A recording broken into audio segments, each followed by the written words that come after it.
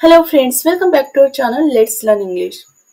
आजच्या व्हिडिओमध्ये आपण शिकणार आहोत पॉइंटिंग वर्ड्स. पॉइंटिंग वर्ड्स म्हणजे काय, तर असे शब्द ज्यांचा यूज करून आपण वस्तूंकडे इशारा करतो किंवा या शब्दांचा यूज करून आपण वस्तूंना पॉइंट आउट करतो. तर हे शब्द अतिशय इझी व दररोज यूज होणारे आहेत. तर नेमके हे शब्द आहेत कोणते हे आपण वन बाय वन पाहूया. आपला फर्स्ट पॉइंटिंग वर्ड आहे धिस वन. धिस वनचा अर्थ होतो हा एक, ही एक किंवा हे एक. इथे तुम्हाला दोन टी शर्ट्स दिसत असतील आणि आपण दोन पैकी एका टी शर्ट कडे पॉइंट आउट करत आहोत. आता आपल्याला काही म्हणायचे आहे, तर आपण आता हे एक्झाम्पल द्वारे समजूया. जसं की आपल्याला म्हणायचं आहे ही एक माझी आहे. या दोन टी शर्ट पैकी आपल्याला सांगायचं आहे की ही एक माझी आहे, तेव्हा आपण म्हणणार धिस वन इज माइन. अशा प्रकारे आपल्याला एखादी वस्तू आपली आहे हे सांगायचं आहे किंवा एखादी वस्तू मागायची आहे दोन पैकी, तेव्हा आपण धिस वनचा यूज करू शकतो. नेक्स्ट आहे दॅट वन. दॅट वनचा अर्थ होतो तो एक, ती एक किंवा ते एक. दॅट वनचा यूज देखील आपण धिस वन प्रमाणेच करतो, पण दॅट वनचा यूज आपण तेव्हा करणार जेव्हा वस्तू आपल्यापासून लांब असतील. जसं की इथे दोन पेन दिलेले आहेत आणि हे पेन्स आपल्यापासून लांब आहेत. जर आपल्याला म्हणायचं आहे मला तो एक द्या, म्हणजे या दोन पैकी आपण एक मागत आहोत, मला तो एक द्या, तेव्हा आपण म्हणणार गिव्ह मी दॅट वन. तो नको, मला तो हवा आहे. अशा प्रकारे. नेक्स्ट आहे all of this. All of दिसचा अर्थ होतो या सर्व किंवा ही सर्व. ऑल ऑफ दिसचा यूज आपण तेव्हा करणार जेव्हा एकापेक्षा जास्त वस्तू आपल्या जवळ असतील आणि त्या वस्तूंबद्दल आपल्याला बोलायचे असेल. फॉर एक्झाम्पल, इथे काही पुस्तके दिलेली आहेत आणि या पुस्तकांबद्दल आपल्याला सांगायचं आहे काही. जसं की ही सर्व पुस्तके माझी आहेत.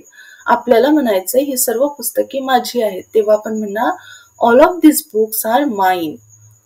नेक्स्ट आहे all of those. All of दोजचा अर्थ होतो ते सर्व किंवा ती सर्व. ऑल ऑफ दोजचा यूज देखील आपण ऑल ऑफ दिस प्रमाणेच करतो. ऑल ऑफ दोजचा यूज आपण तेव्हा करणार जेव्हा जास्तीत जास्त वस्तू आपल्यापासून दूर असतील. जसं की इथे पुस्तके आहेत पण लांब आहेत आपल्यापासून, तेव्हा आपण म्हणणार ती सर्व पुस्तके माझी आहेत. तर काय होईल sentence, all of those books are mine. Next आहे each of this. Each of दिसचा अर्थ होतो यापैकी प्रत्येक. इच ऑफ दिस यापैकी प्रत्येक. आता इच ऑफ दिसचा यूज आपण तेव्हा करणार जेव्हा एकापेक्षा जास्त वस्तू असतील आणि त्या वस्तूंबद्दल आपल्याला काहीतरी बोलायचं आहे. जसं की इथे काही गिफ्ट्स दिलेली आहेत आणि आपल्याला सांगायचं आहे यापैकी प्रत्येक गिफ्ट अलग अलग लोकांसाठी आहे, तेव्हा आपण काय म्हणणार each of this gifts is for a different person. यापैकी प्रत्येक गिफ्ट अलग अलग किंवा वेगवेगळ्या लोकांसाठी आहे, आपण म्हणणार each of this gifts is for a different person. अशा प्रकारे आपण इच ऑफ दिसचा यूज करू शकतो. नेक्स्ट आहे one of this.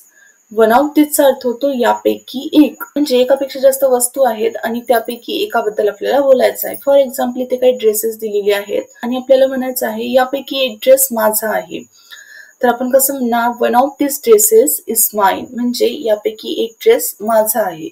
One of this dresses is mine. अशा प्रकारे आपण वन ऑफ दिसचा यूज करू शकतो. नेक्स्ट आहे एनी ऑफ दिस.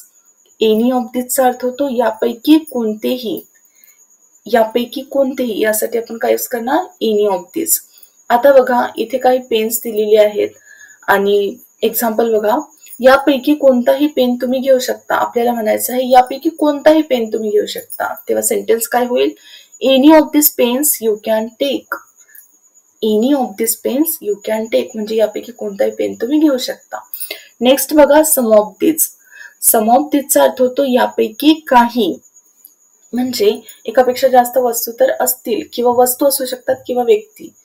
बघा एक्झाम्पल काय आहे यापैकी काही कपडे नवीन आहेत. इथे काही कपडे दिलेले आहेत आणि आपण सांगत आहोत की यापैकी काही कपडे नवीन आहेत, तेव्हा आपण म्हणणार some of this clothes are new. यापैकी काही कपडे नवीन आहेत, some of this clothes are new. अशा प्रकारे आपण सम ऑफ दिसचा यूज यापैकी काही या वर्डसाठी करू शकतो. नेक्स्ट आहे most of this. Most of दिसचा अर्थ काय होतो यापैकी जास्तीत जास्त. मोस्ट ऑफ दिस यापैकी जास्तीत जास्त. आता बघा इथे काही मुलं दिलेली आहेत आणि आपल्याला म्हणायचं आहे यापैकी जास्तीत जास्त मुले अभ्यासात हुशार आहेत. तर सेंटेन्स कसं होईल most of this children are clever in study.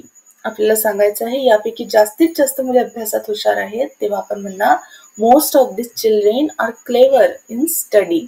अशा प्रकारे आपण मोस्ट ऑफ दिसचा यूज करू शकतो. आय होप की तुमच्या लक्षात येत असेल आपण हे वर्ड्स कशा प्रकारे बोलत आहोत ते.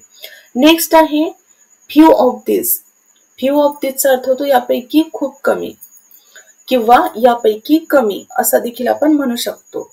आता बघा इथे काही मुलं दिलेली आहेत आणि एक्झाम्पल आहे यापैकी कमी मुलांनी एक्झाम पास केली आणि आपल्याला सांगायचं आहे की यापैकी कमी मुलांनी किंवा खूप कमी मुलांनी एक्झाम पास केली, तेव्हा आपण म्हणणार few of this children pass this exam. Few of this children pass this exam. Next आहे neither of this. Neither of दिसचा अर्थ होतो यापैकी कोणताही नाही. यापैकी कोणताही नाही यासाठी वर्ड काय आहे नायदर ऑफ दिस. बघा इथे काही शर्ट्स दिलेले आहेत आणि एक्झाम्पल बघा यापैकी कोणतेच शर्ट मला बरोबर होत नाही. जर आपल्याला म्हणायचं आहे यापैकी कोणतेच शर्ट मला बरोबर होत नाही, तेव्हा सेंटेन्स काय होईल neither of this shirts fits me. काय होईल sentence neither of this shirts fits me. अशा प्रकारे आपण नायदर ऑफ दिस या वर्डचा यूज करू शकतो. नेक्स्ट आहे this kind of. This kind of याचा अर्थ होतो या प्रकारचा किंवा या प्रकारचे. तर बघा इथे एक्झाम्पल आहे मला या प्रकारचे संगीत आवडते. आपण एखाद्या प्रकारचे गाणे किंवा संगीत ऐकतो तेव्हा आपण म्हणतो ना की मला या प्रकारचे गाणे आवडतात किंवा मला या प्रकारचे संगीत आवडते, तेव्हा आपण म्हणणार I like this kind of music. किंवा आपण असे म्हणतो मला या प्रकारचं नेचर आवडते, तर आपण म्हणू शकतो I like this kind of nature. अशा प्रकारे आपण धिस काइंड ऑफ या वर्डचा यूज करू शकतो. नेक्स्ट वर्ड आहे दॅट काइंड. नेक्स्ट वर्ड आहे that kind of. That kind of याचा अर्थ होतो त्या प्रकारचा. आता बघा एक्झाम्पल आहे त्या प्रकारची भाषा इथे वापरू नको. आपल्याला म्हणायचं आहे त्या प्रकारची भाषा इथे वापरू नको, तेव्हा आपण म्हणणार don't use that kind of language here. कोणी जर एकदम रूड किंवा अशी भाषा वापरत असेल की आपल्याला ते ऐकायची नाही, तेव्हा आपण म्हणतो ना की त्या प्रकारची भाषा इथे वापरू नको, तेव्हा आपण म्हणू शकतो don't use that kind of language here. तर अशा प्रकारे आपण दॅट काइंड ऑफचा यूज करू शकतो. तर फ्रेंड्स आज आपण जे पॉइंटिंग वर्ड शिकलो ते आहे this one, that one, all of this, any of this किंवा नन ऑफ दिस. हे सर्व छोटे छोटे पॉइंटिंग वर्ड्स आज आपण शिकलो.